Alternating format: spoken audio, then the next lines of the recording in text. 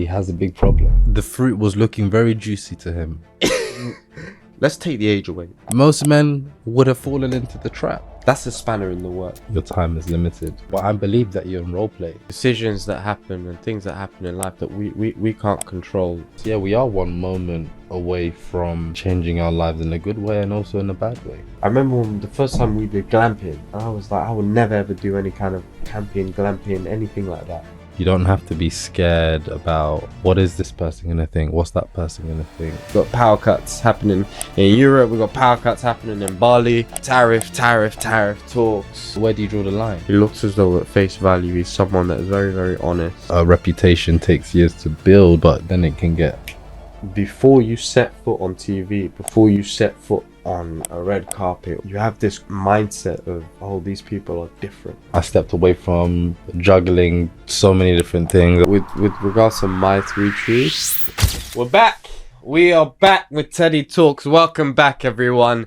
It's great to have you back with us here at Teddy Talks. There's been so much happening. Don't worry, we have brought our generators. We got generators because we got power cuts happening in Europe. We got power cuts happening in Bali. Damn. So everything is not, everything's not going to shut down. You'll be fine. You don't think the government shouldn't start prepping us with ideas on what to do for survival? You don't think we should be preparing here in the UK? Yeah, well, apparently we need to set ourselves up with some water, cans of tuna. Make sure you got your toilet rolls again, like COVID. Make sure you got yourself a torch back at home, just in case the lights go out.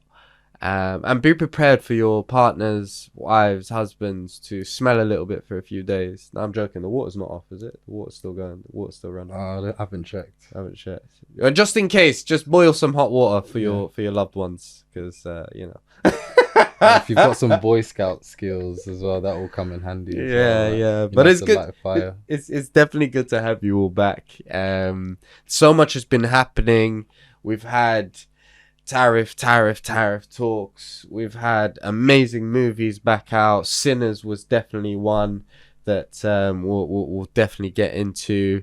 Oh my God, remember Adolescence? We finished that not too long ago. Some great scripts have been written. It's good to definitely have that scene back again. We also have the age of religion is apparently in ups and downs. We're seeing spikes in religion, and also, how can I even forget? The Pope passes away. So there is so much to get into. Let's get into it straight away.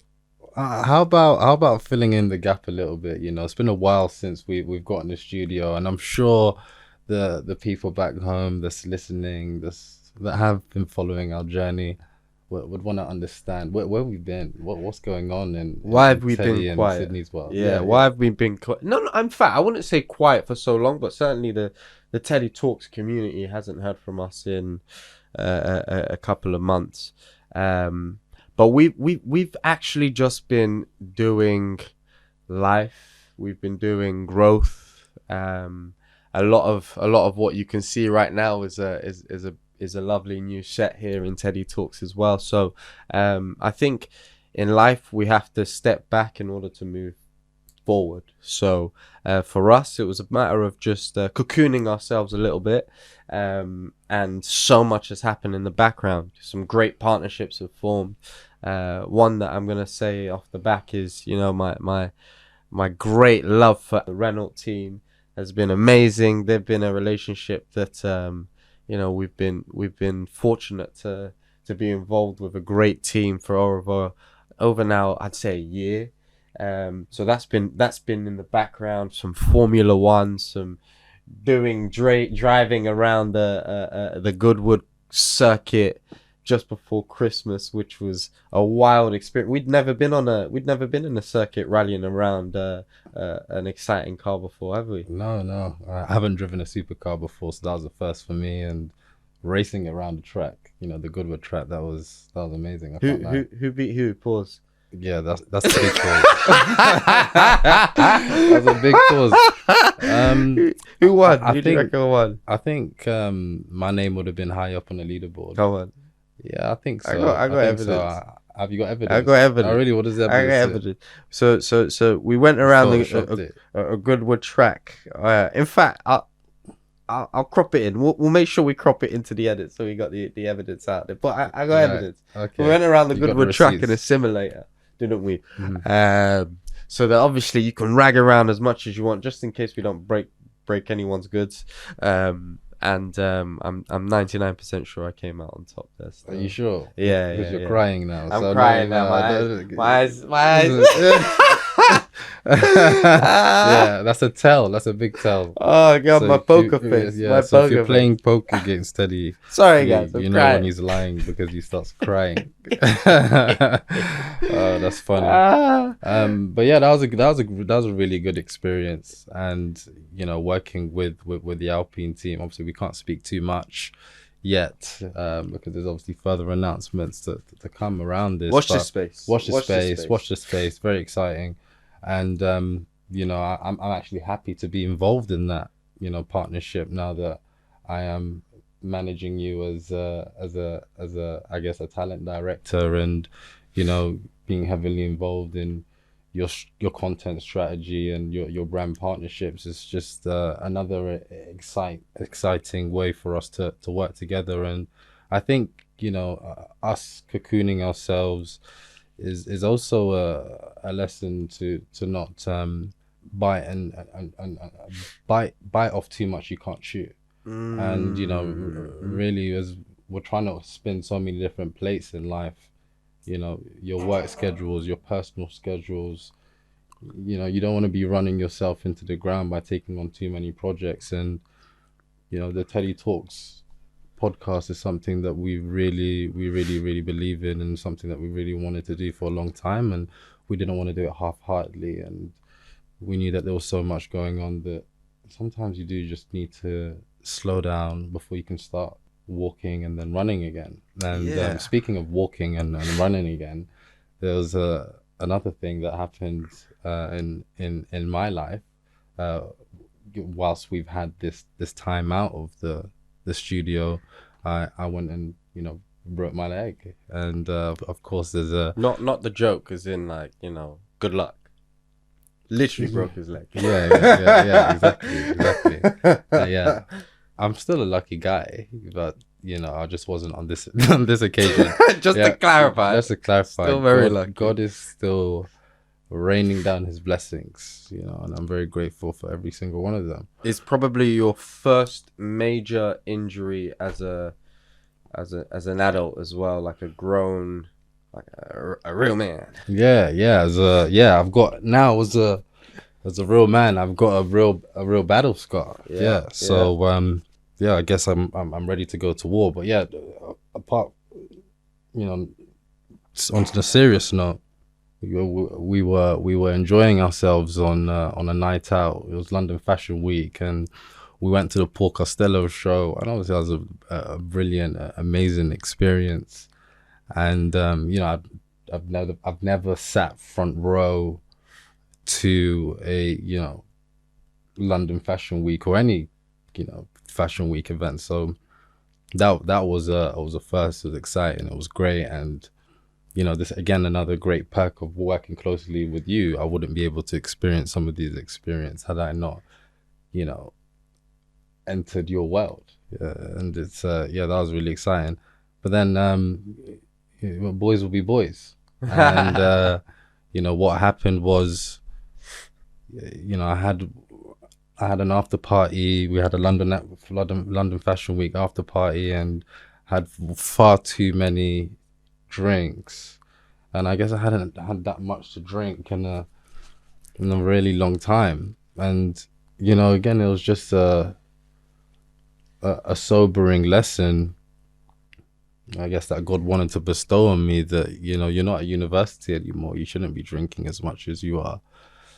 And obviously I lost my balance, and We've all been there. Though. we've all been there. Yeah, yeah, yeah. Well, again, it was an old man. It was an old man fault. He said it's an old man. Yeah, I guess my bones have gotten a bit feeble after hitting 30. Oh, literally. Yeah, yeah. I mean, you've got metal in there now. Oh yeah, yeah. So maybe obviously you they can go again. Yeah, exactly. I'm bionic now, so they put the pins in me. I'm stronger, and yeah, I feel good. I feel good. I've got a couple scars now, but you know, I feel wiser, and also it allowed me to slow down and figure out, you know what? How am I supposed to operate and do my work, my job, the various different things I do whilst being in this situation, you know, not being able to be independent and having to rely more on other people, you know, and also the difficulties that come with that. You know, I was learning a lot about myself as a man.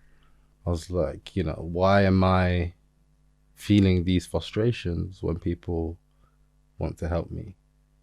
Why am I being so agitated by the fact that I need the help?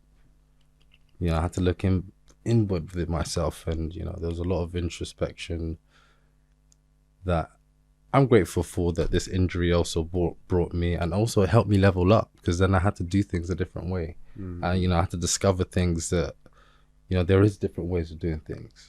What was the biggest thing that you think you discovered during your time of being injured, trying to navigate, not going to the gym, not having the, you know, the balance of looking after your body as well? Or did you look after your body? How did you manage to operate still at the level where you're not thinking, oh, you know, I'm confined to a bed and this is a depressing version of Sydney? Oh, I'll start with, I guess, the easiest thing there. You know, a change in my routine of not being able to go to the gym, and you know, all the benefits that I get from going to the gym. You know, feeling good, a way for me to de-stress, an anchor of consistency in my week, in my day. Huge change in your routine. Huge change in my routine. So to figure out how am I going to replace that with something else, because I know that that's something that I value in my life, because I spend a lot of time exercising and working out. How do I fix that? So obviously I just start looking at, you know, different home workouts on YouTube, and going back to the COVID days. And you know, you even lent me your resistant bands. It got me some weights. And yeah, you know, a few push-ups here and there. You still just giving myself the workouts that I could do, you know, in my limited state. And you know what? Actually, being on crutches was also a blessing in disguise, because my arms were getting a good workout. You know, I had my boy Farouk come around to visit me. He was like, "Yo, Sydney, what's going on with your guns?" I said, "I don't even know." They just I don't know where I was and Farouk said this to you. Yeah. He said that. He said it. He said it. You sure? should Yeah. ask him. Okay, I'll ask him.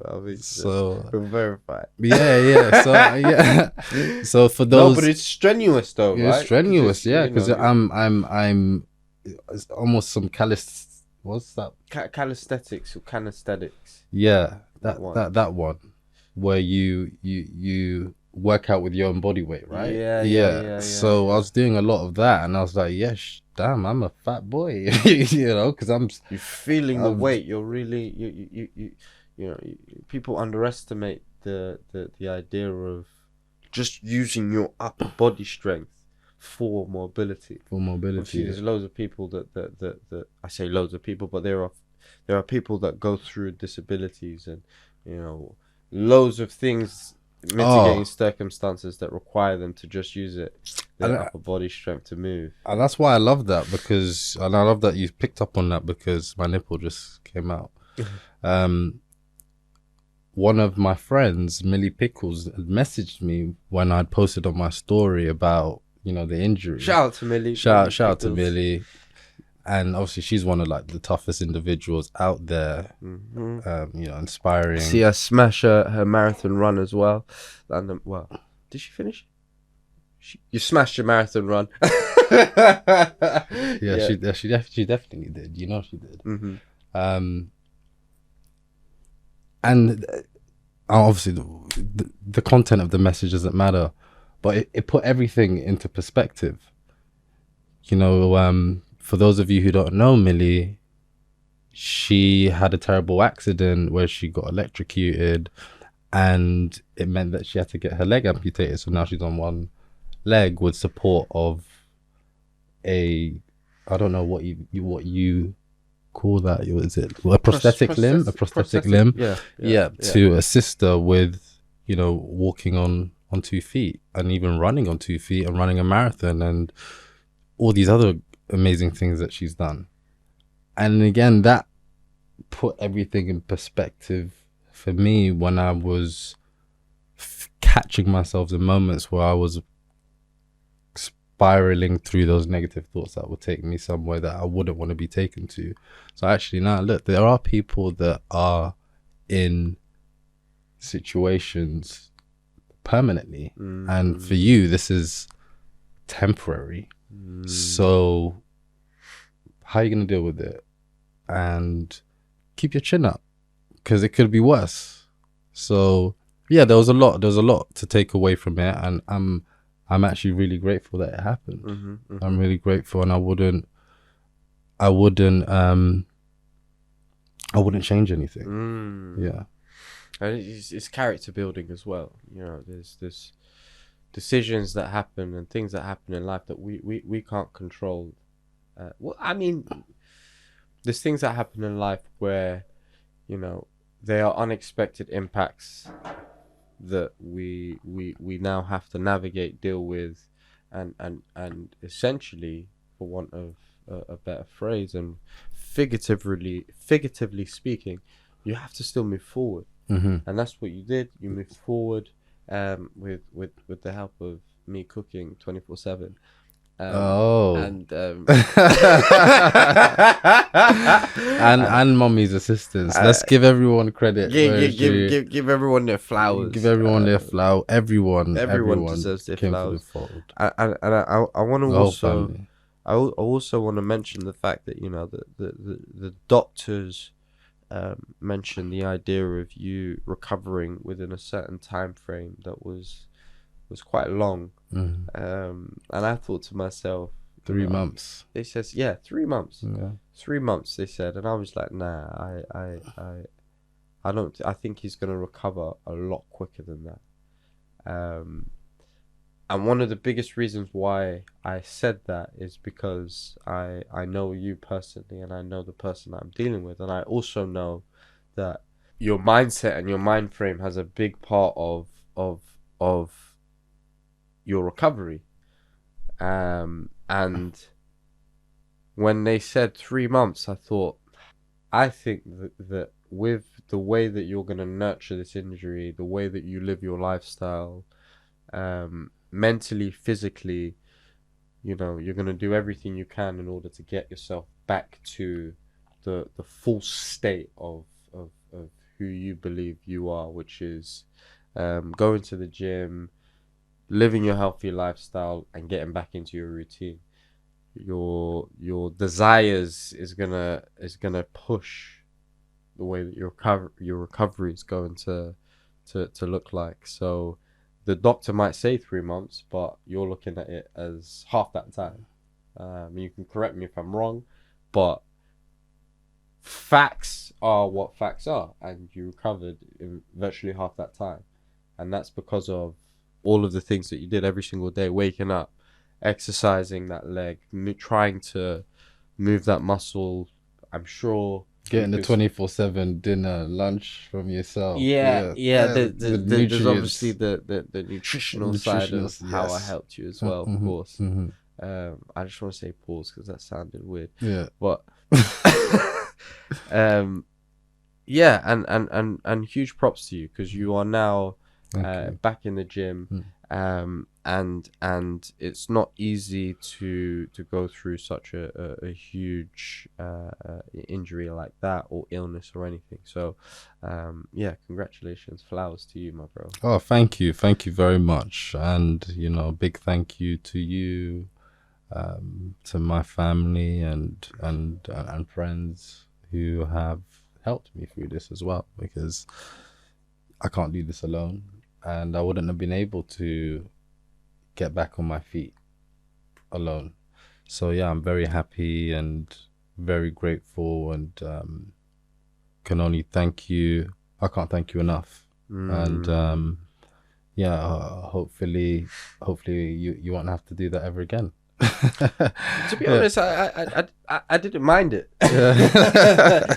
I didn't mind it. I enjoyed Yeah. cooking, and for me, like, it was a way of Mm. testing myself in the kitchen as well. So like, I love my flavors, I love my food, but Yeah, some new dishes. You definitely were some channeling some different sides of you that I haven't seen before. So is that Sanji energy? Is that Sanji Sanji, and energy? he's Sanji. Sanji from One Sanji Piece. from One Piece. You know, Yeah. he tries to not just cook well, but he's cooking with things that are supposed to really n- add some great nutrients to your body. It's not just about the food. It's about the way that the food is making you feel, and the way that it's making Mm. you grow, and the way that it's making you sleep. Everything. So, yeah, shout out to Sanji. Yeah, you Shout could out to tell you Sanji. love food. Yeah, Yeah, yeah, and I love food. a big shout out to Sanji and the One Piece crew. Yes, yes. Great segue onto TV. Mm-hmm. There's been some amazing theatre stuff that have gone on. Things that have happened on the big screen that we have to talk about. We can't not give flowers to Michael B. Jordan, the entire cast of Sinners, because that movie was a fantastic watch. I was getting to a point, I'm not gonna lie, and I don't know about you, but I was getting to a point every single time. Big shout out to Everyman Cinema as well. If those For those of you who don't know, I have an Everyman Cinema black card. So we are in that cinema more often than not. So thank you, Everyman. Yeah, thank you very much. Thank you very much.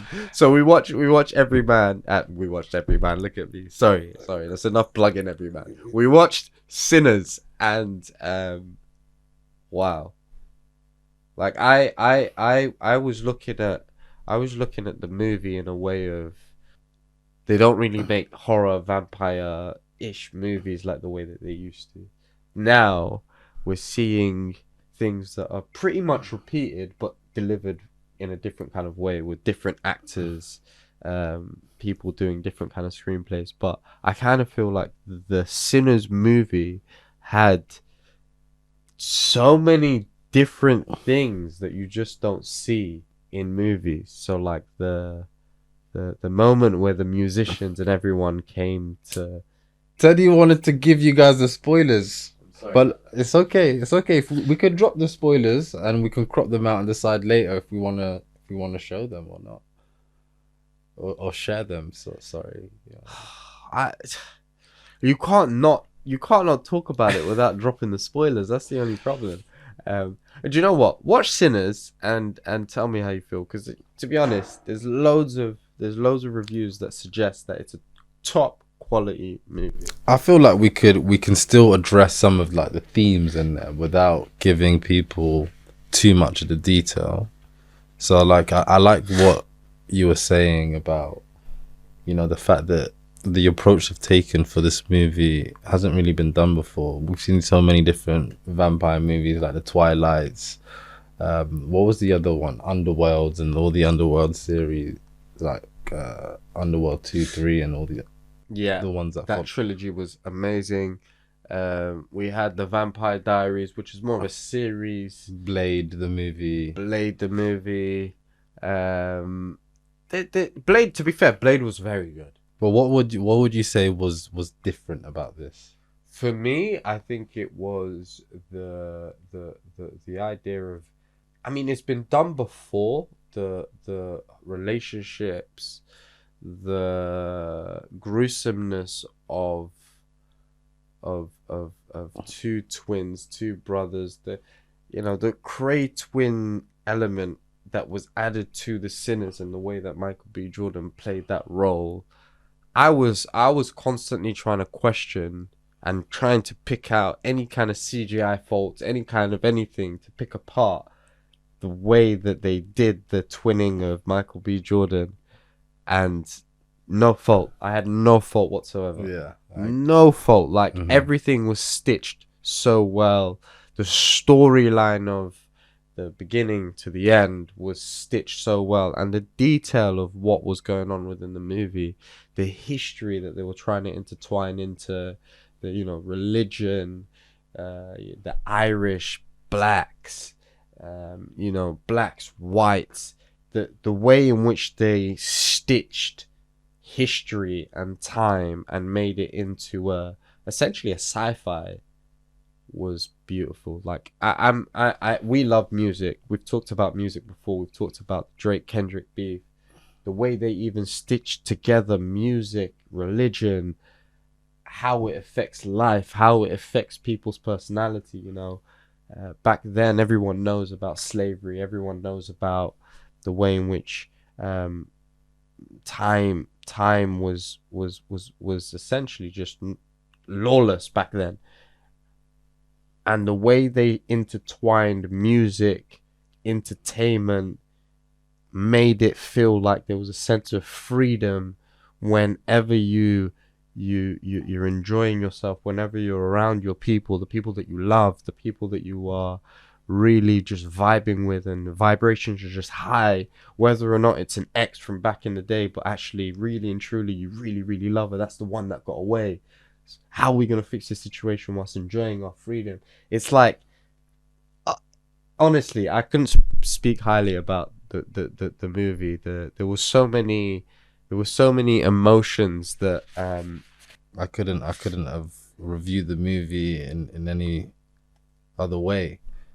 I think one of the themes there that you mentioned, especially about, the ex that got away, there was that theme of returning to the parts of your life that you skip to make peace with it so you can move on. yeah. There was that theme in there as well, which was interesting. Obviously, I don't want to give away too much, but I feel like the relevance and relatability side of that to now is that, there are problems that keep showing up in your life which are deep rooted into things in your past. And sometimes if you've just not prepared yourself to look into the mirror and you're ready to actually be introspective and do the digging to see, okay, where's the bottom of all of this,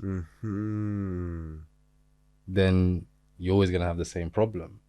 You're going to see the surface level issues of it showing up as, I'm always turning to this whenever I'm getting upset by that, but you don't really understand where your behaviors are coming from. So I really enjoyed that theme. And what you mentioned about, the different ethnic groups and the different cultural aspects that were stitched together over time, that was just, my mind was blown when I was watching that. I was like, wow, this is really cool. And the element of spirituality that they were bringing into it. So it's like, oh, your ancestors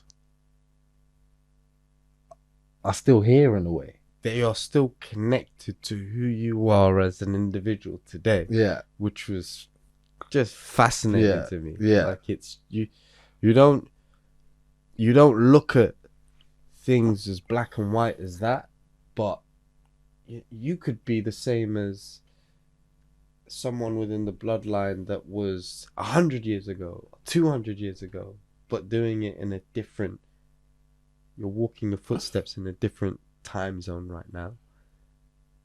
Like, imagine that. Like, that's just. But what was also interesting to me was the idea that no matter what time zone you're in, music still impacts how you feel today. And when I say music, I mean your preference, your taste of music. So it just so happens that within the movie, you know, no, I don't think I can stand in an argument with anyone and say that the blues jazz doesn't make you feel a certain type of way, that soulful feeling. So it just so happens that Sinners was using jazz and the blues and that music genre in order to evoke the feeling of freedom, and that was what you could see stood the test of time. So when you hear that sound that you enjoy, that makes you feel good, no matter what's going on in your life, no matter what's happening, there's a feeling of escape. And that's what I loved about this one scene within the movie that was just, it was like, wow. No matter whether or not you're living in the dark ages, no matter when you're living 100 years, 200 years, 300 years ago, now, future self, whenever you have that feeling of euphoria that you completely enjoy whilst you are around your friends, your family, like I was saying earlier on, your loved ones, but then there's also that vibe. It's an undefeated feeling. There's just there's just that moment where nothing matters, nothing negative matters. You just want to live in that moment, be happy, really just vibe. That was very prophetic, because when you said that, when you what did you say?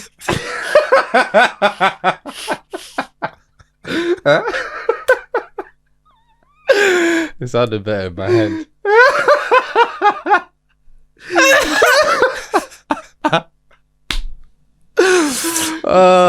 Let me wait on. Let's have a quick Google. It said Prophetic. Let's see. Prophetic. Yeah, I need to double check. Yeah, let's double check because that one right. That's too funny. That's too funny. But the reason why I said that whilst we're googling it, yeah. What did it mean before you say what it means? What does it actually? What did it mean to you when you were stitching the sentences together? Yeah, prophetic. Yeah. So, two meanings: accurately predicting what will happen in the future. Oh, okay. Or relating to or characteristic of a prophet or a prophecy. And that's what you meant. Okay, now let me land. Because when the audience takes it back, they'll see what I mean here. When you said about the vibes, I dropped the cup in a particular moment and it chimed ding like the church bells. And then you were saying how you don't want any negative emotions. It was just a beautiful moment. Yeah. So and that one is prophetic. That was prophetic. Okay.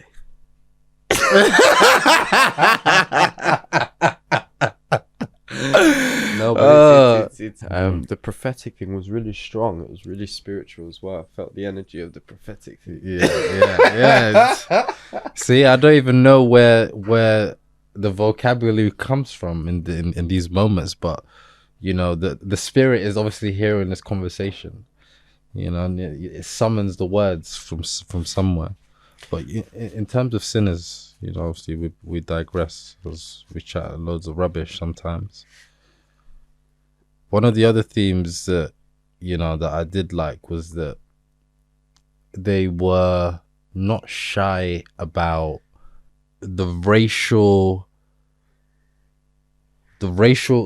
beef that has existed then and obviously still exists in some parts of the world now. And obviously we've seen football as one medium, as a community that's trying to eradicate it through many different mechanisms of either you taking the knee and the bans, all the different things that they've tried to do, which is obviously great, but there's obviously a lot more that they can do. And there's been a lot of outspoken pundits who have had good things to say about suggesting ways in which they can make the sport better.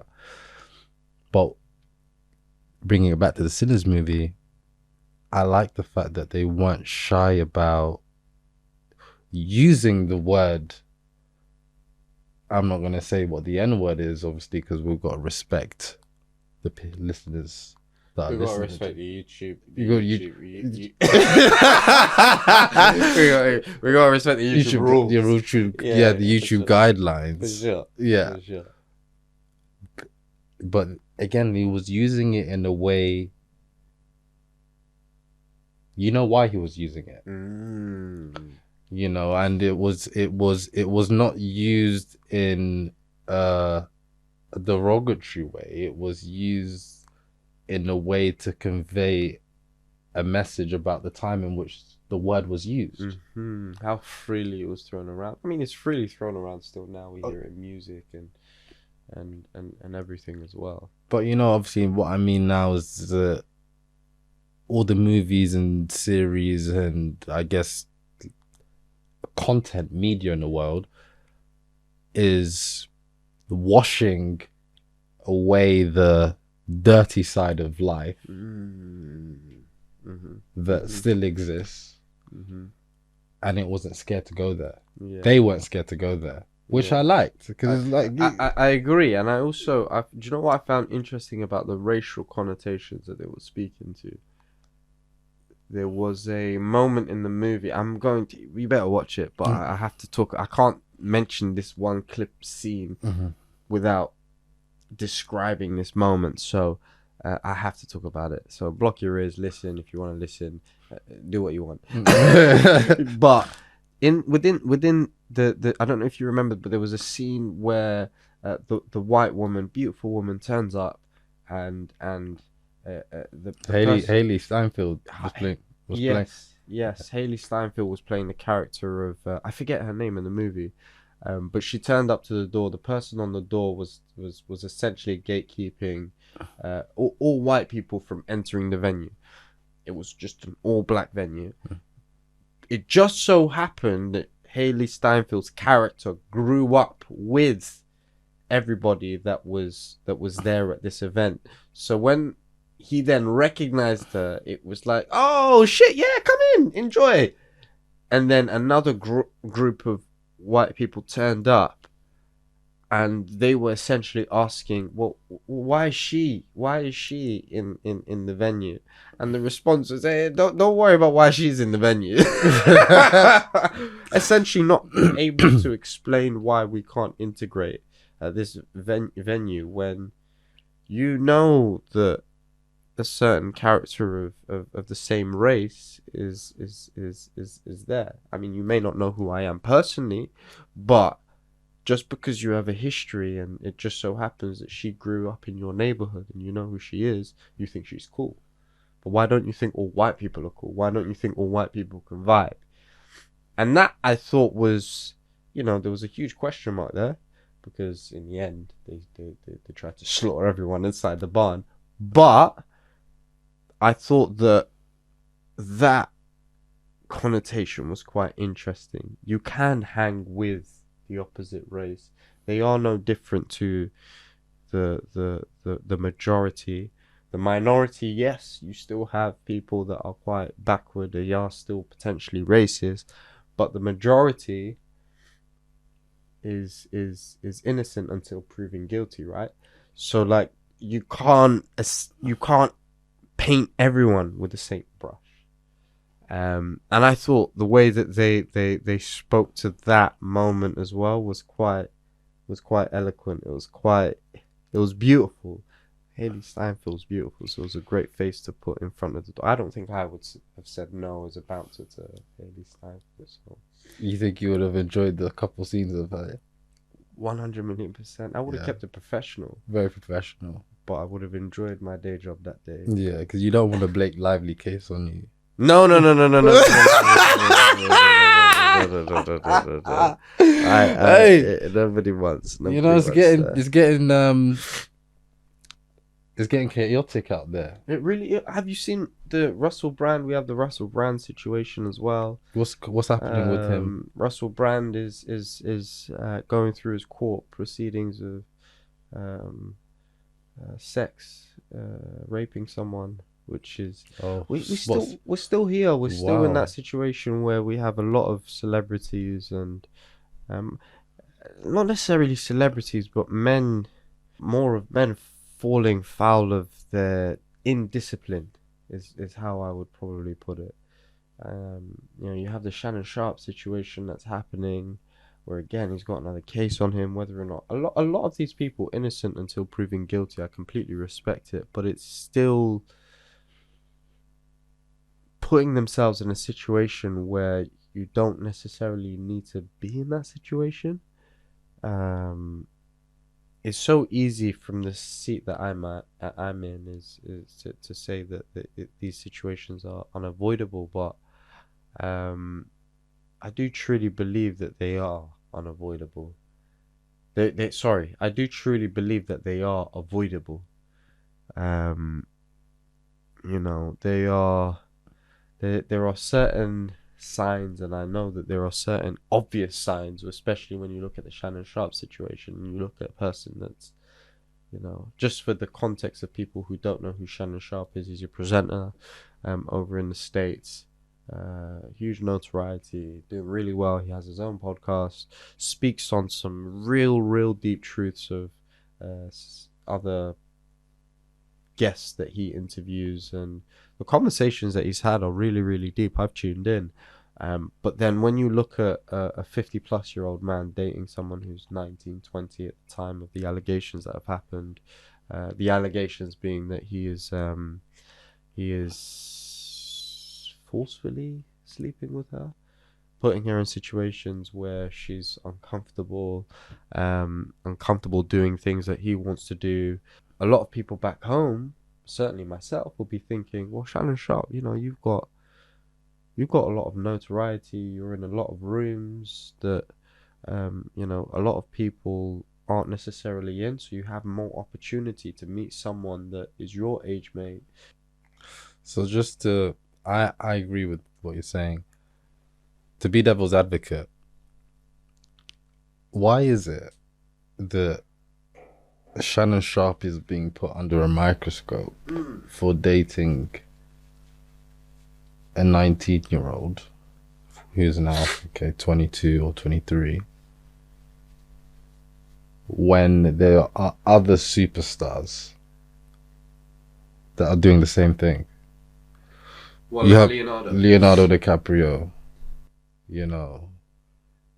I don't know, was the other, Robert De Niro, or who was it? One of the other the guy that did the Scarface. One of them had a baby recently. At his age. Al Pacino. Al Pacino. No, Al Pacino's someone else. He's like a gangster. He played Scarface and the character in The Godfather, didn't he? Potentially. But yeah, I don't know. I should Google it. Robert De Niro, one of those two, had a older people of notoriety. Notoriety, yeah. And then you had that other guy, Billy Cheniknek. What? I'm sorry. I should get the name right.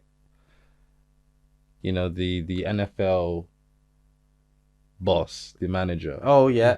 Who's going out with the young, again, really pretty woman who's again causing chaos in his life.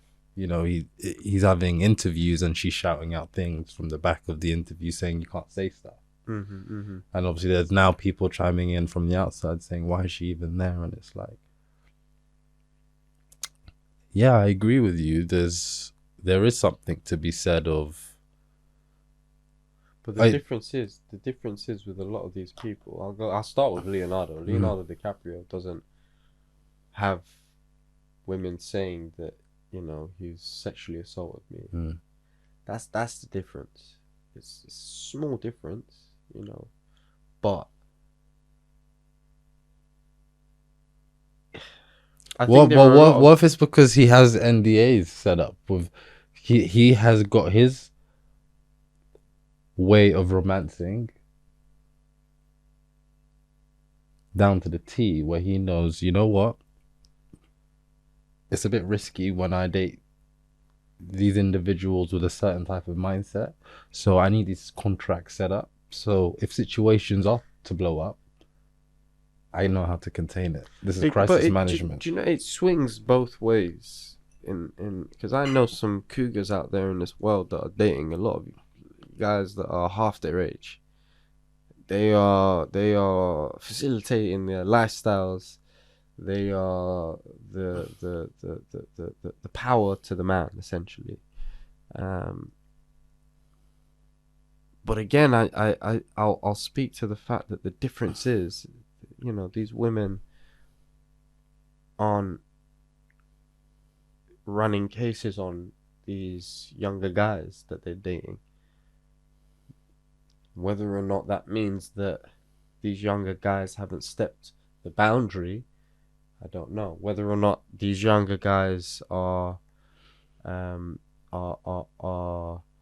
feeling as though they're being sexually assaulted by the older woman, it just hasn't happened yet. We don't see it the other way. We don't see the older woman who's dating a younger man, the younger man come out and say, "Hey guys, she's sexually assaulted me. She's asked me to do X, Y, Z. She has done, you know, she has put something in a spot where she's not supposed to put this thing." Well, maybe it has happened, but the men are too embarrassed to say that. I inadvertently, I'm saying that I was weak enough for a woman to overpower me and to then sexually assault me. To say that out loud as a man, that might really, really hurt. So maybe it has happened. Maybe there have been a lot of men who have been sexually assaulted by women who are the cougars. Yeah, And but the thing is, there's again, we're living in a world where I'm not to say that we don't want that. I'm not putting it out there. I don't want that. I don't. I'm not saying. I'm not suggesting. I'm not suggesting. I'm not suggesting I that's have happening any as well. By the way, friends that are being sexually assaulted by older women. Let's just clarify that. Yeah. But what I do know to be true Mm-hmm. is that there are certainly younger guys that are dating older women that are maybe 10, 20. Yeah, 10, 20 years older than the guy the woman is dating a younger man. So I think in regards to the men that are getting themselves into hot water with women that they are dating that are younger than them, it sounds simple, but I personally think that they haven't vetted the person that they're in the relationship or in an entanglement with. I personally think that the problem starts right at the beginning when you decided to date her because of her beauty. You decided to date her because of her aesthetic. That in itself is a red flag. Especially when you are over 40. Point blank. When you're over 40 and now you're in hot water because you've dipped your hand or you've dipped your toe or you've dipped something else, your pen, inside of something and you haven't really assessed the repercussions of what that looks like. Because let's keep it completely 100. This is for short-term pleasure. It's not for the long term of I want to marry this person and I want to be with this person and I want to have a family with this person. If it's for that, I would like to think that these cases wouldn't be happening. I would like to think that these cases wouldn't be unveiling themselves, because actually what we're doing is we are appealing to our own we're trying to appeal to the things that we what's the word I'm looking for? The things that we really want, our tastes, our preferences, our pleasures. We're trying to the things that we want to enjoy, the things that we believe that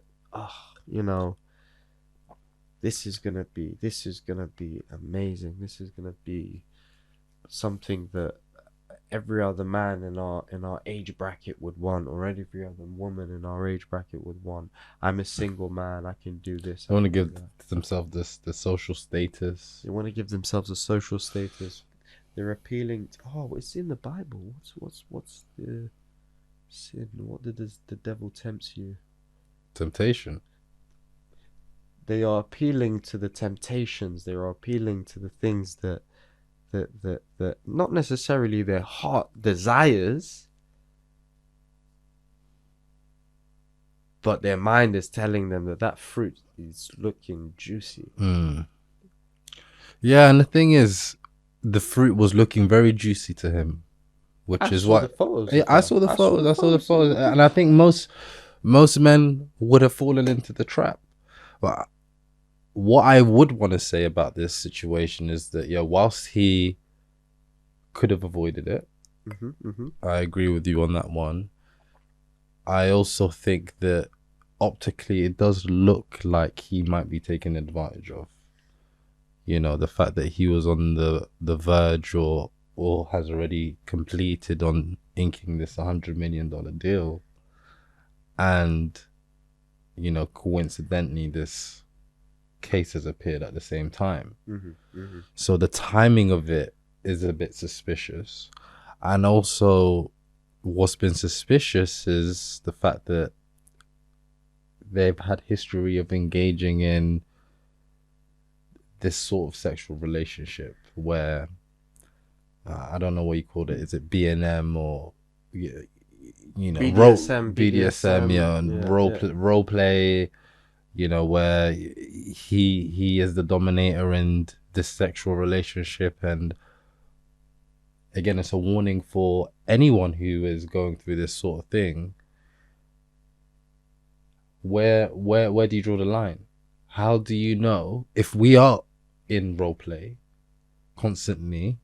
You know, I'm sending you these raunchy messages and you're now telling me that you actually don't like it. But I believe that you're in role play because you told me that you're in role play, and you told me that this is what you want me to say when you tell me that you want me to stop. How do you... I know, because it's not like I've done it before, but it's quite easy. Like you need to give yourself some rules. You know, where is the white flag to say that the taking advantage of the finessing and the taking advantage of him is definitely that's a spanner in the works, because obviously definitely giving the other person, anyone in that same situation, due credit. When someone says pineapples, it's pineapples. That's the word I was looking for. Well, I haven't been in these situations before, so I didn't know. Yeah, but when like I haven't as well, just to clarify, because Sid has said it twice now and I haven't said it once. So I also haven't done this on BDSM thing. Yeah. But what I will say about it, the idea that Shannon Sharpe thought that he was he was in a position where things were, there was consent. Yes. There was consent. He thought that she wanted it. We've done it before. It's okay. That is the grey area. And that's where he has a big problem. That is the grey area for sure. Yeah. That is definitely the grey area. We've done this thing before. You know, you like it. You know it's my thing. It's your thing. We both know this is how we connect. Take the age away. Let's take the age away, because this could have happened with someone that potentially could be an age mate. But where I go back to what I was saying before. Okay, why aren't you married to her? Why aren't you two? Why isn't this the person that the world knows, or your family knows, your friends know that this is your woman, or this is my man? I'm not in his shoes, but maybe he would say, because she's not my girlfriend, because she's just someone who is a friends with benefits. We're having fun right now, and I don't know whether we are going to get there, but right now this is what I see. And I actually think that that's okay if you both have that understanding and you both had that conversation. That should be fine. But there seems to me that where this idea of I'm gonna finesse him and I'm gonna do this, that, and the other, there's one of two reasons why I think that could potentially be happening. She wants to run up the bag, biggest reason, or she feels slightly burnt by the fact that this should have been my man. So my understanding is that, you know, this is the on and off switch is on the basis that, okay, we also have a future together, so there should be an understanding. Breaking down everything that we said and just stripping it completely back, whether or not the thing that this all hinges on is a consent thing. Well, is there consent? Is there no consent? Did she say pineapples or not? If she said pineapples, pineapples is pineapples. We have to stop. We can't still engage in the things that you might feel comfortable with, but at this moment in time I don't feel comfortable with it. And that's what my stance is on the whole thing. Whether or not she is trying to finesse him or not, even if she is trying to finesse him, even if she is trying to gain some money out of this, it's wrong. Morally, it's completely wrong. But this is where, again, you can't avoid the status of things. You can't avoid the idea of, if she said stop and you didn't stop, what are we doing with that? And also being aware of the fact that you are not someone who has the same privileges as the everyday person. You are a public figure. So you have to be more careful. You have to be more cautious. You can fall into these shakedowns if it is a shakedown. Mm-hmm. But if it's not a shakedown and it is sexual assault, then he's got a real problem. He has a real problem. He's got a real problem. Because take it away from the celebrity of things, like we do try and do, we do like to do. We take it away from the idea that this can only happen in the celebrity world or the world of notoriety. This happens behind closed doors. This happens with even people that don't earn enough money. They still, you know, we had a conversation last year around, you know, the amount of sexual assault that happens within 2024. The amount of people that either misread or purposefully decide that they are going to sexually assault someone because of their own temptations happens on a huge scale. So it happens on every side of the fence. You know, you do also have people that are sadly treated and sexually assaulted. And then you do also have people that are using the sexual assault as a weapon title, as a weapon and as an arsenal to try and ruin someone's life, to try and you know, try and have some sort of financial gain. And it is showing obviously the world that we're in. But I do want to go back to what I said in the first instance. It's being obviously very diligent about who you are trying to spend your time with. You know, we can't avoid the facts of our temptations leading us down a path that sometimes we're not supposed to go down. But we know that we are down here because of our temptations, not because of who we are as an individual.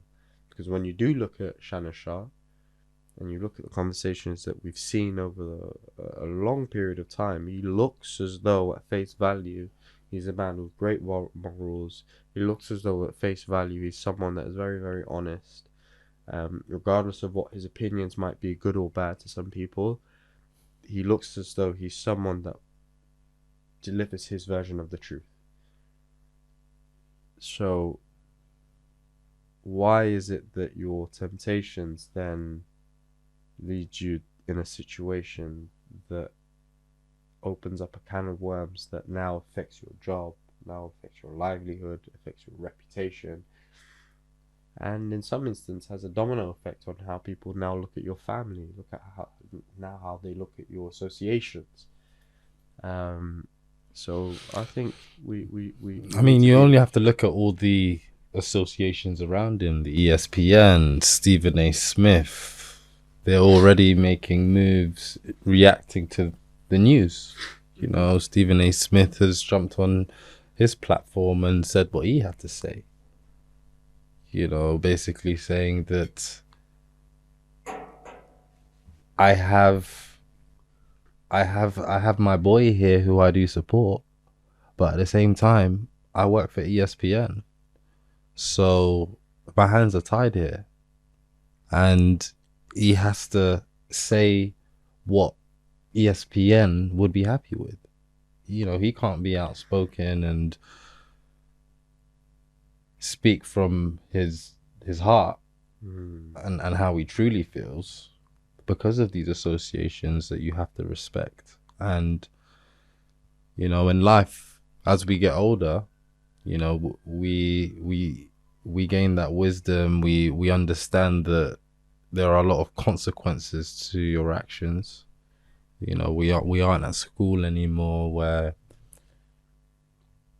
you know, you get told off, you get put on a report card, and, you know, you think the worst that can happen is that you get suspended and you come back. But nah, actually, you know, no, this is real life now. There are ripple effects. This person gets hurt. Oh, that person gets hurt. That company gets upset. Oh, actually, you might go to jail because you shouldn't have done that thing. So there's a lot more at stake. And then obviously then you bring the financial side to it. What did this do to my platform? A reputation takes years to build, but then it can get destroyed in a moment. I honestly believe we are one decision away from life changing. We are literally one decision away from life looking different. It's whether or not you're in a job and you decide that you want to quit and go traveling, or whether or not you're in a job and you decide, actually, I want to stay in this job forever because it makes me feel happy, it makes me feel comfortable. Whether or not you have a girlfriend, boyfriend that you trust or don't trust, whether or not you decide you're going to trust this person, whether or not you decide you're not going to trust this person, can shape how your relationship looks, can shape whether or not you decide to marry this person or not marry this person. Kids, family, the same thing goes with your sexual intentions. You could be one decision away from whether or not you have a beautiful relationship with this person, depending on how you want to have sex with this person, depending on, I wouldn't say how you want to have sex with this person. Everyone has their own fetishes and what they do in the bedrooms.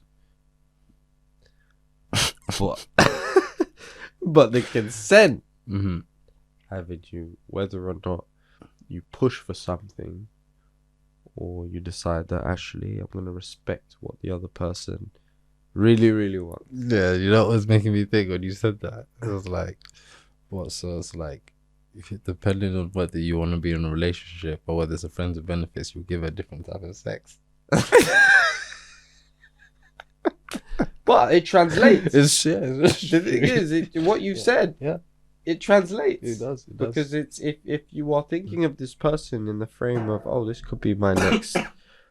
You're thinking of this person as this could be my next wife or this could be my next husband. It's how you're going to deliver your performance. Yes, it's true. It's Champions League night. Bro, you'll go from a mediocre player to a Champions League World Cup winner in the night. Ballon d'Or. Ballon d'Or. So Yeah, I do it's true. honestly believe that we are one decision away. The Matrix moment. Take the red pill or the blue pill. Whatever you decide to do, we are one decision away from the life changing. And I have my own personal battles with that. Yeah, no, it's true. It's true. We are one moment away from everything changing, and I'll give you my own personal example of that. I guess last year I stepped away from juggling so many different things. I was doing the corporate 9 to 5 work, trying to do my side hustle, trying to do Teddy Talks, trying to make a bit of music, doing so many different things. And then when I was looking at myself in the mirror, and I'm like so self-critical, I'm like, what is holding me back right now from really experiencing life to the fullest right now? And it was just that thing that was always itching. I knew that I wanted to always take the leap and be my own boss. And making that decision to take the leap, to be my own boss, to decide that, you know what? Every day when you wake up, it's your plan. It's your plan. You decide.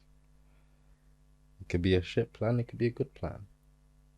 But either way, you're going to find out. And you're also accountable for that plan. And it felt good. And it still feels good. It's also very scary. And I won't shy away from that. But at the same time, I don't shy away from pressure. I enjoy it. And it's I feel like it's giving me so many different lessons. It's character building, as you've said before. So yeah, we are one moment away from changing our lives in a good way and also in a bad way. So it's very, very topical that we've talked about sinners, and we didn't want to put Shannon Sharpe in the same light as a sinner. But Jordan Peterson, he likes to break down the word sin as the true meaning of sin it comes from back in the day when you used a bow and arrow when you were to hit your target. To miss a target is to sin. So if I was to bring it back to me, and I was talking about my plans, whether I was to fail or I was to succeed in these plans that I was building for myself as a boss, I'm also accountable for my sins.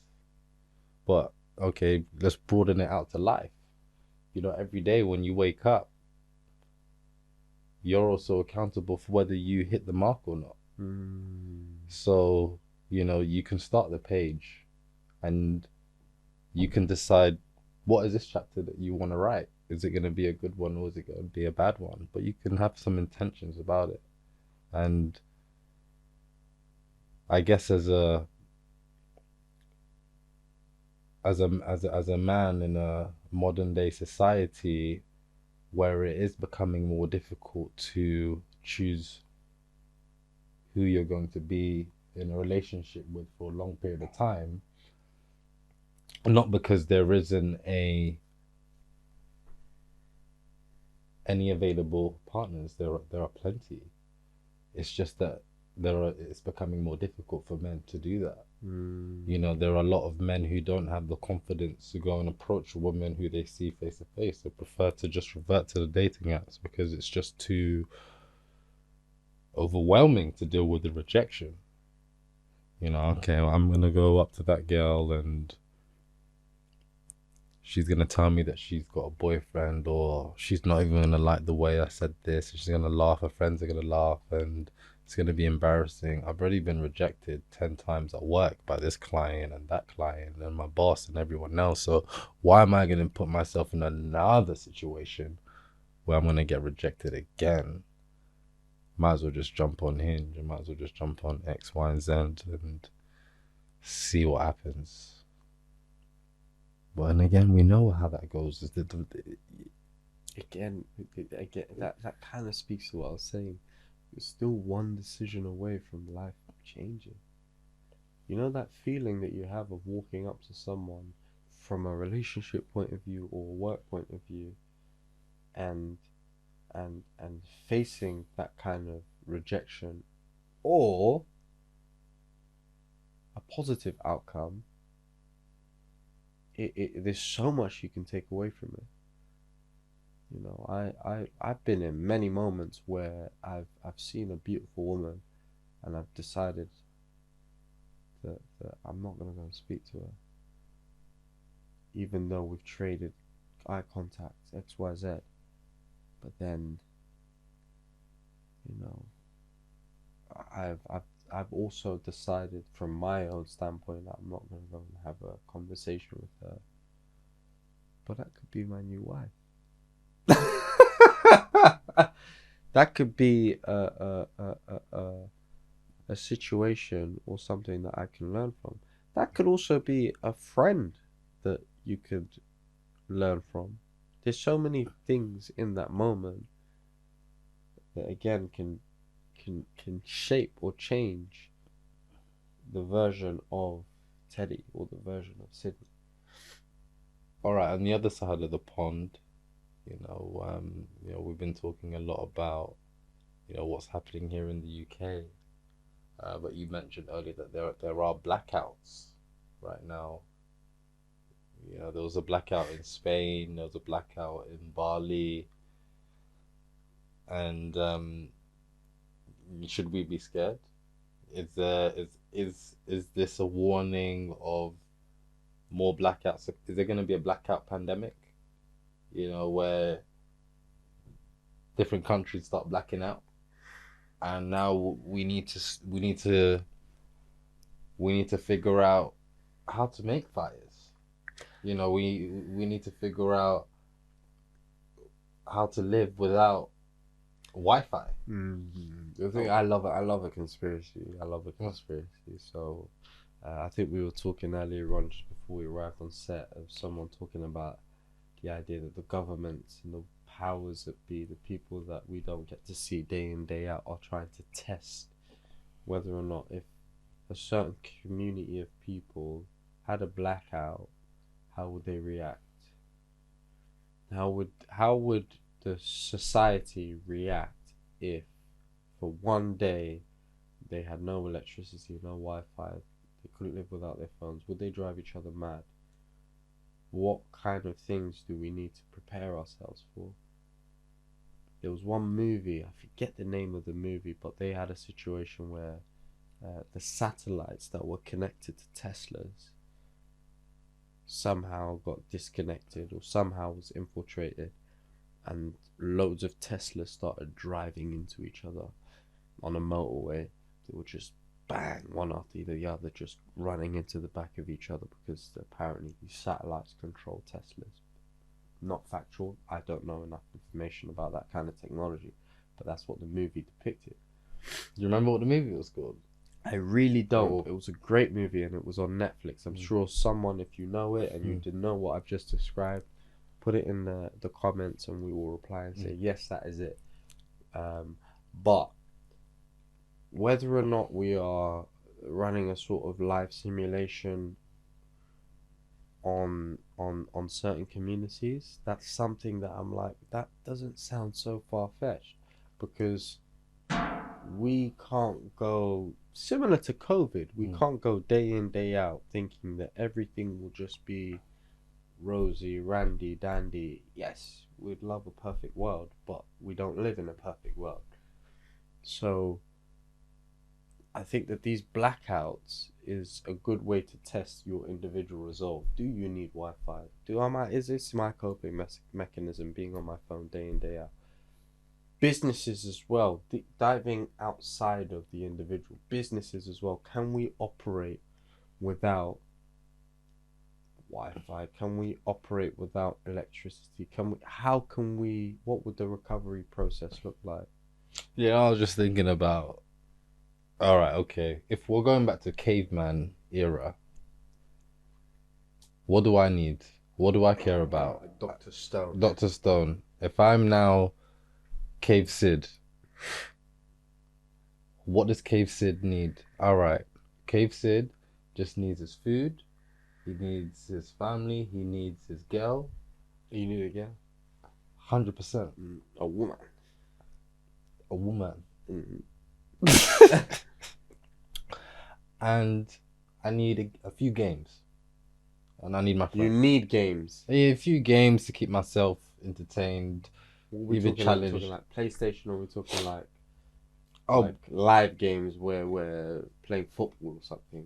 Yeah, either something physical or a mental game. We're playing cards or any type of game, because I feel like you need a little bit of fun in your day. Entertainment. Yeah. Entertainment. So if we were to prepare for the cave ages, and let's say the cave ages were to arrive tomorrow, I've given you a few things that I think I might need. What do you think you might need in your cave? To be honest, the biggest thing is food. So when I did SAS a year and a half ago, I realized that I'm okay with not showering for 3-4 days. I knew that before SAS. Yeah. No, never. No. You have to think of the timelines and things. After SAS, don't get me wrong, as a skincare wellness person, showering every single day is very important for your skin, for your regeneration, and all that stuff. Definitely. However, in terms of necessity, in terms of whether or not someone shuts the tap off and survival, I'm okay with that not being a top priority. That's one. So, in terms of what I would actually need, I think what I would personally probably need is just nutrition. Yeah. Not having food will collapse everything that's going on in my brain. And I've actually seen that on a day-to-day basis. I could have had a really, really busy day. Gym, work, and not had food, and my mood is like... Yeah. But there's that documentary by what's the guy that played Thor? Oh, Chris Hemsworth. Hemsworth. That the body can function for a certain number of days without food, and actually it can go beyond its limits. Yeah, that's through ketosis. I'm okay with saying mentally I'm weak. When it comes to nutrition, yeah. Mentally, I know we'll get to a certain point where I can deal with rations, but I know the food. If someone said you can have one thing that's consistent in your life, and we take everything away. Obviously, you still have your family around you, you still have your friends around you, but everything else is gone. Food will be my top priority. I'd say, yo, supply me with breakfast, lunch, and dinner, and I will make the world a better place. We can work everything else out. Yeah. We can build again. We can really build a society. Yeah. Just make sure these plates are full. Just make sure that my stomach is fueled. My brain will work fine. Yeah. Yeah, I honestly, because food makes me happy. Food just really... Food is good. Food is good. We need a food sponsor for this. Teddy Yeah, Talks, so yeah, we yeah, can be yeah, yeah. snacking on We something. could just be I picking. hope one of you guys are listening. So then also we can share promo codes with the audience so they can get the food. Everyone's loving the food Do you at the know same what? time. That might be the next thing. We might have Mm. a bowl of snacks right here. Yeah. We We need. might have a bowl of snacks right here so that then we can just be picking. Yeah, Because yeah, right now, this whiskey has touched me. yeah. And you need something to wash away the alcohol. Yeah, yeah, it's soak always it. good. It's not no absorb the alcohol. That's it. Absorb, Soak it up. Soak it absorb, up. pause. In terms of now going from the survival of everything being taken away, do you reckon if we had a blackout here in the UK, point blank, on the scale of 1 to 10, 10 being how locked into survival mode, do you think you'll be? Let's make it a week. If the UK had a blackout for 1 week, on a scale of 1 to 10, how do you think you'll survive? Add a little bit of context as well behind it. Okay, so just to stay in theme of today's podcast, and obviously we've been talking about the Eubanks. I think my survival will be parliamentary. Okay, it'll be parliamentary. So you've got parliamentary survival. One might say that might not be a good thing. That could be one. Indeed. That could be one. Indeed. But in keeping to the Eubank success, that's a strong 10. We know when they talk about things being parliamentary, I come for you. Yeah. Hey, Rastafari. I come for you. Hey, Yeah, the native tongue is strong. The mother tongue is always strong. But yeah, so that's a strong 10. You I think think you'll survive a I think- blackout for a week? 100%. Have you ever had a day of shutting off from social media? Have you ever had a day of just shutting off from your phone? One entire day.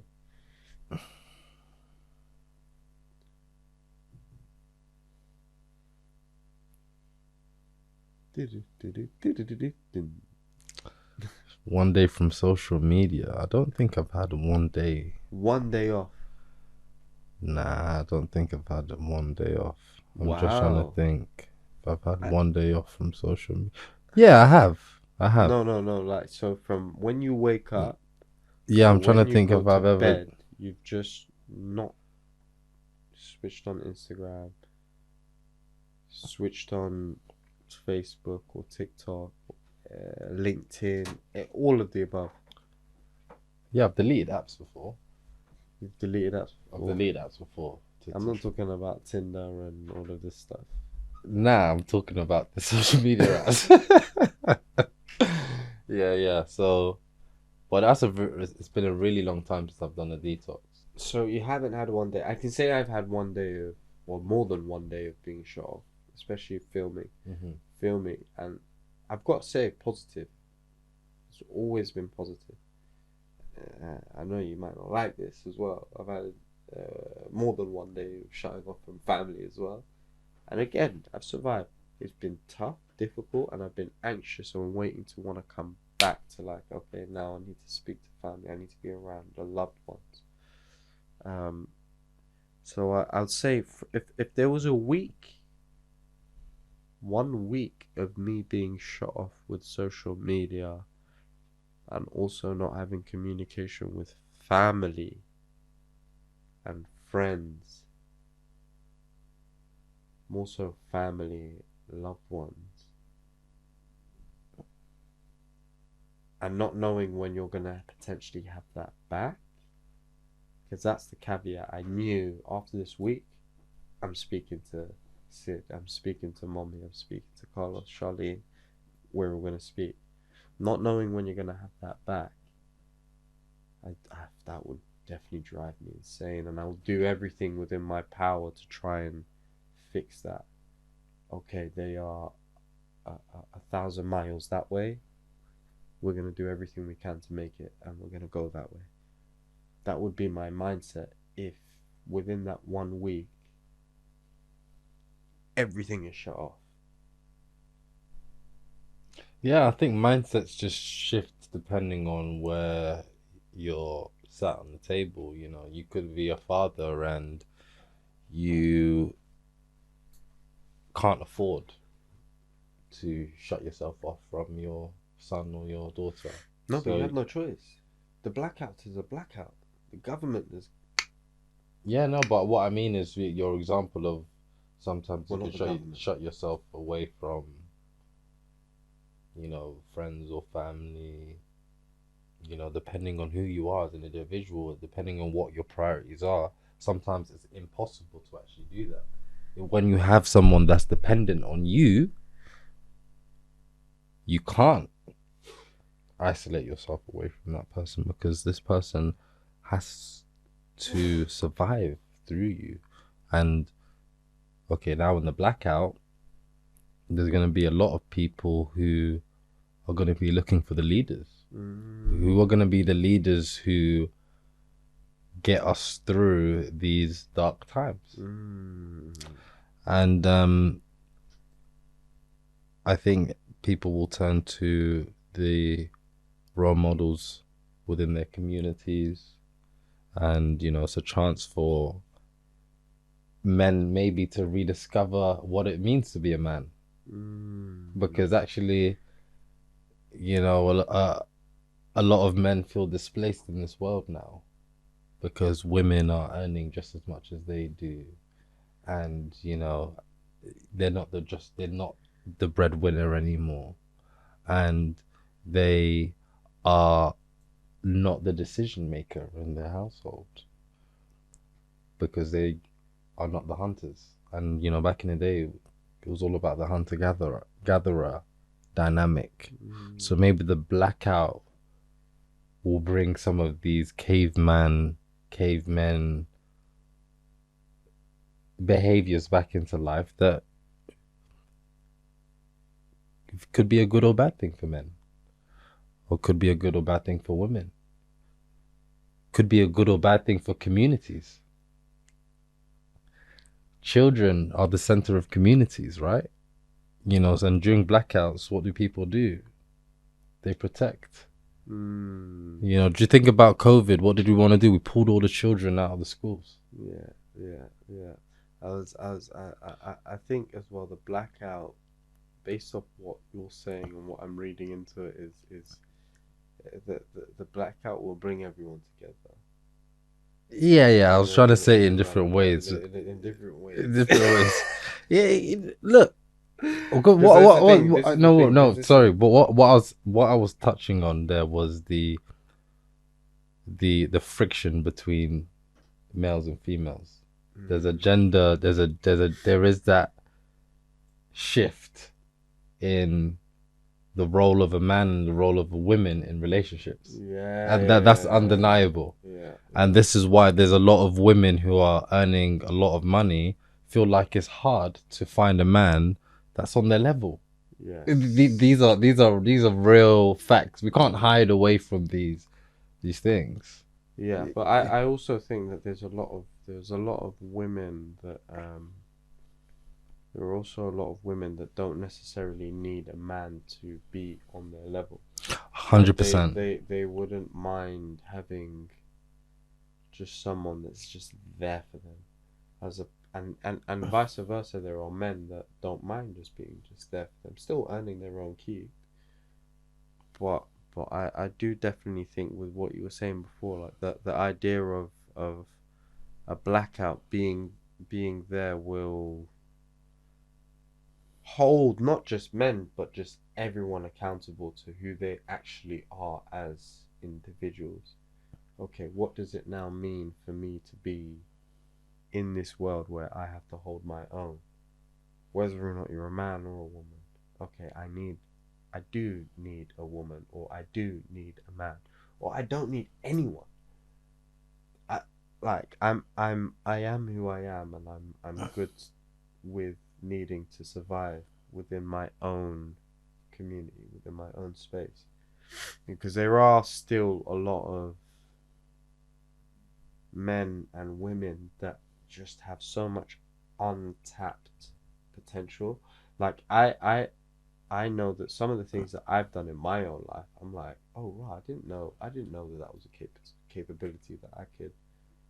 I remember when the first time we did glamping, and I was like, I would never ever do any kind of camping, glamping, anything like that. But actually, the reality of it is, it wasn't that bad. Like it was fun. It was a vibe. There was so much that came out of it.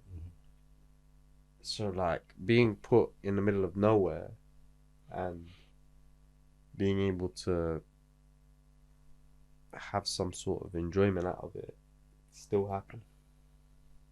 So going back to the idea of every man um, finding themselves in their own masculinity, I do definitely feel like there are a lot of men that don't know where they fit in this world in a weird way. Um, but I don't think that the knee jerk reaction should be because they look at the opposite sex or they look at anyone outside of themselves and think that that's the reason, or it's because of, you know, anything other than something that they can control. When you're in a situation where, you know what you want, I've been there, you know what you want, but actually you give yourself every single excuse of why you can't get there or at least try. Um, I I know that within a space that I haven't really spoke about this much, but like within a space where I then started going on TV, before I even set foot on screen, everyone, or the majority of people around me, peers, I wouldn't say family, but more so peers, friends that knew me would never ever have associated me with being on a TV screen, certainly reality TV. Nobody would have thought that that was something that was going to happen, especially working in finance. I'm working in finance. It's like this being on a desk speaking to people day in day out and emails, it's just so different from being on TV.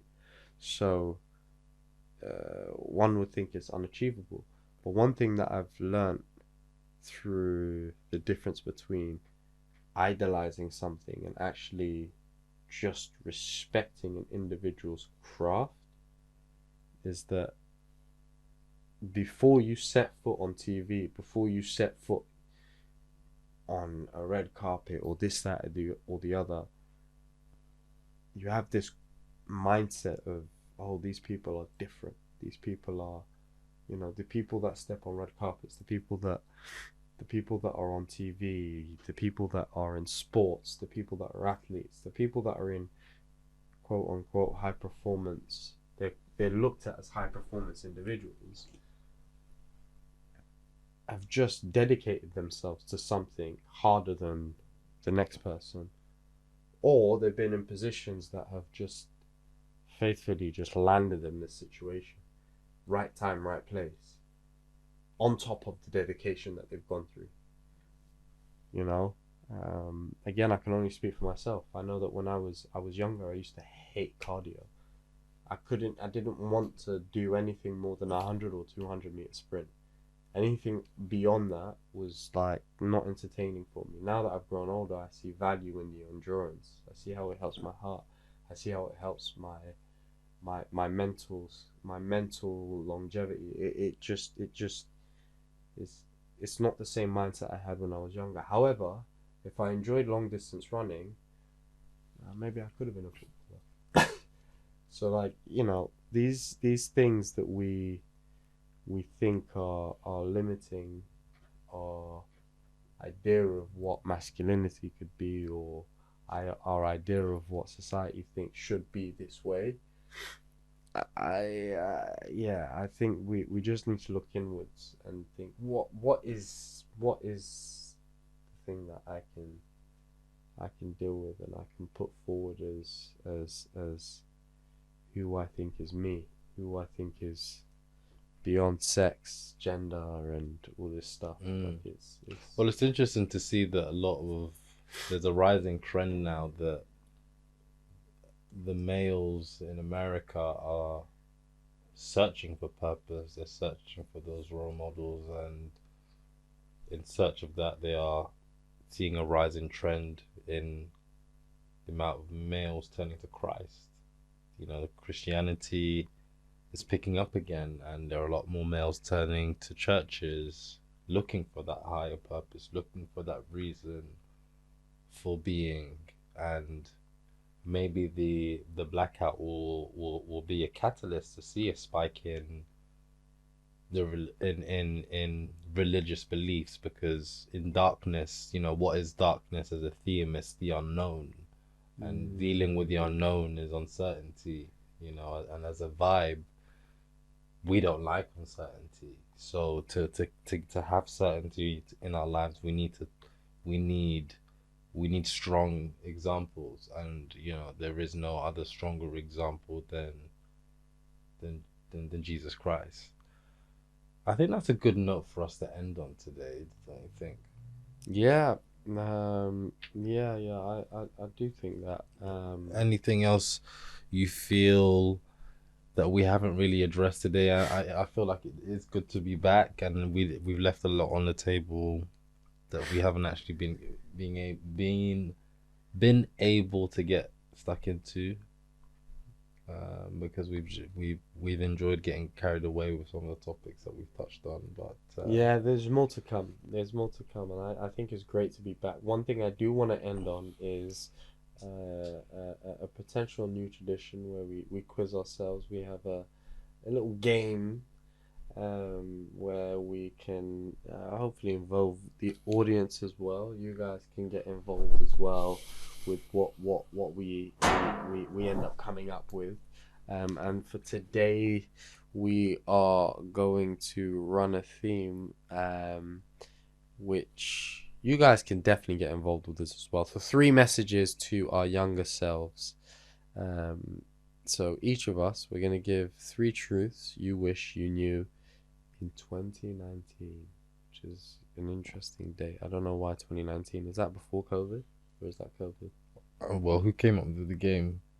I'm just reading what's here on the script. Right, okay. 3 messages to your younger self. All right.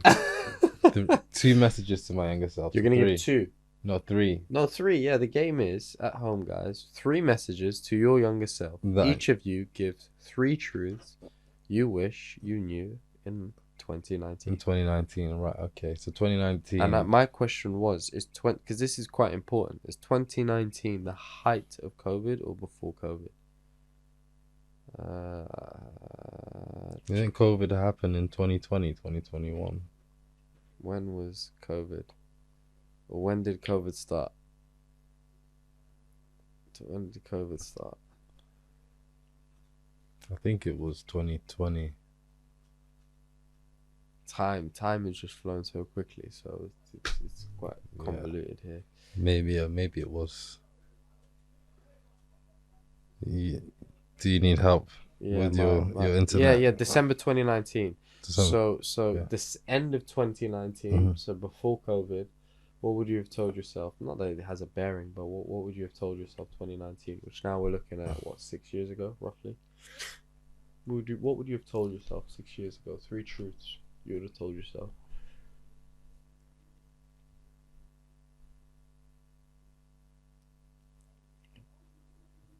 One truth I would have told myself, that whatever you think the worst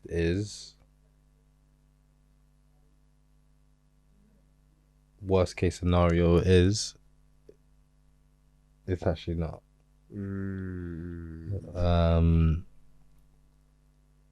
The worst case scenario won't come to pass. I think that's a better way of putting it.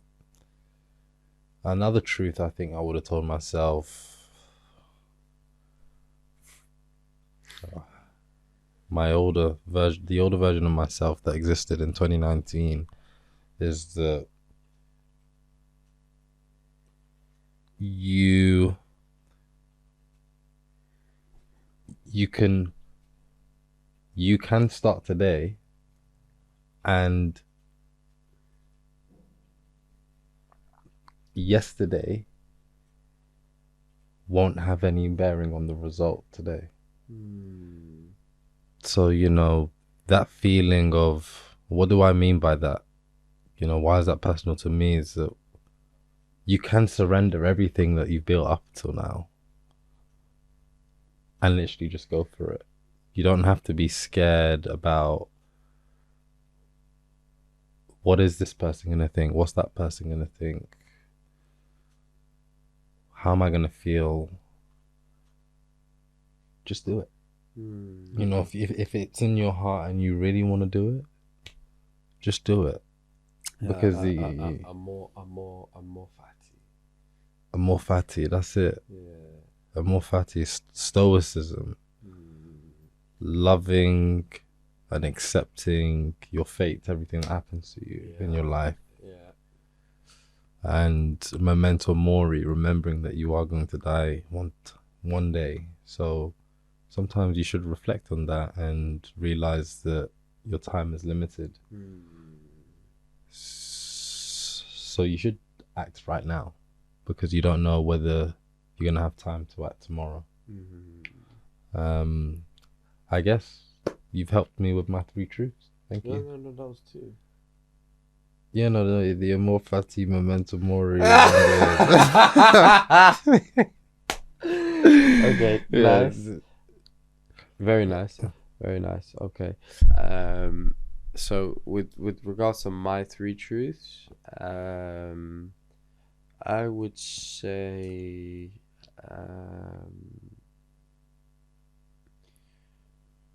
don't overthink everything. Don't overthink everything, because similar to what you were saying, what will end up being will be. I know that when I look at things over the past 6 years, you tend to kind of, you look at everything as, it needs to be a certain way, it has to be this way, it has to be that way.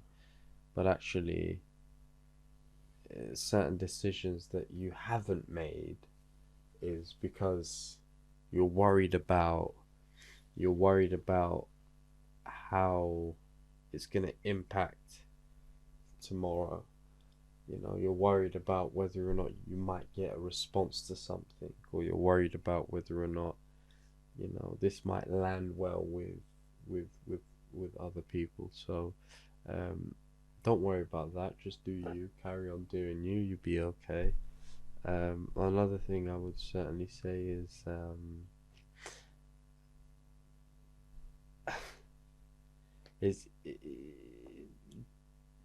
really just go for it. Just go for it. It sounds cheesy, but just go for it. I sent an email out the other day and I asked for help with something. I'm not going to say what that thing is, but I asked for help with something, and this is an email that I was sat on, quite similar to the first point, but this is an email that I was sat on for God knows how long. And my biggest worry with sending that email was whether or not I was going to get the response that I wanted. But again, when you think of the outcome of things, like you know, just because something might not go your way, it gives you an avenue to at least try something else, or you get to the decision that was inevitable anyway. So just go for it. Whatever it is that you're thinking of doing in life, just go for it and enjoy it. I'll add that one to that. Third thing. What's the third? This is a hard question. Shit. Look at my phone actually, because I wrote something down. You cheating? I'm cheating. Oh yeah, that was it. Protect your peace like it's your paycheck. Protect your peace like it. One thing, another thing. Protect your peace like it's your paycheck. back then I was really obsessed with how much I was earning, and back then I was really, really obsessed with, in 2019, I was obsessed with the rat race. Work, work, work, work, work. But I wasn't really too considerate about my mental well-being, how happy I was. So like, as much as I really, really, really wanted to go on holiday, I never ever really booked time off because I was so worried about whether or not my workflow would be impacted. Now I've realized that I've had more value in traveling, seeing the world, being in a different environment that fuels future Ted. I've seen the value in seeing more of the world. I've seen the value in actually taking not necessarily a step back, but just pausing, breathe in the air that you're surrounded by, really just taking everything, and then go again. Because the reality of it is, everything has its time, and everything else is gonna be there when you come back to it. So yes, you're gonna find that you might need to do a little bit of catch up work, which is one of the reasons why I never ever took time off, because I thought, oh, I can't be asked to just catch up with everything. I want that workflow to be smooth, but it's not that deep. You get so much more energy when you take a break. We see it with Starboy Saka, when he had that injury, and he rehabilitated himself. I think he said something in an interview where he was like, I hadn't literally stopped playing football. Oh, I forget the time frame, but he hadn't stopped playing football from essentially when he started playing in that number seven shirt. He hadn't been injured. He hadn't really been substituted like that. He probably played every single game before the injury had happened. Even in FA Cups, I want to go as far as to say. Don't quote me on that, but as far as I remember, before the injury, Saka was playing day in, day out, and committed to the Arsenal badge. And that can definitely lead to burnout.